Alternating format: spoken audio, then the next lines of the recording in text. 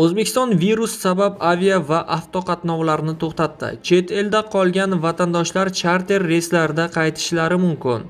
O'zbekiston 16-martdan boshlab boshqa davlatlar bilan barcha aviareyslar bekor qilinadi. E'tibor qarating, barcha aviareyslar bekor qilinadi. Mamlakatga avtotransportga kirish-chiqish yo'llari ham yopiladi. Aziz do'stlar, videoga like bosing, barcha boxabar bo'lsin.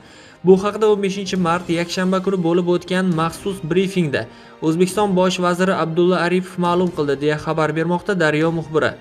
Brifingda temir yo'l qatnovlarini to'xtatish masalasini hal qilish uchun kun vaqti ajratilgani ma'lum qilindi. Bu qaror ayni vaqtda Rossiya va boshqa davlatlarda bo'lib turgan O'zbekiston poyezdlarining qaytib kelishi bilan bog'liq ekani ta'kidlandi. Ayni vaqtda xorijda bo'lib turgan, biroq vatanga qaytishni istagini bildirgan vatandoshlar charter reyslari bilan O'zbekistonga qaytilishlari mumkin. Ular O'zbekistonga qaytgach 2 hafta karantinda bo'ladi. Koronavirus epidemiyasining oldini olish maqsadida oliy ta'lim muassasalarida o'qish to'xtatilgani munosabati bilan viloyatlarda yashaydigan talabalarning uyga qaytish xarajatlari uchun 50% gacha chegirma taqdim etiladi.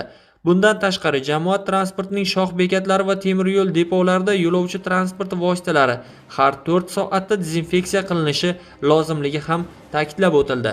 Aziz do'stlar, video ostida iloji boricha ko'proq like bosing, barcha xabardor bo'lsin va ma'lumotni kengroq tarqatishga harakat qiling. Xayr, salomat bo'ling. Manba daryo.uz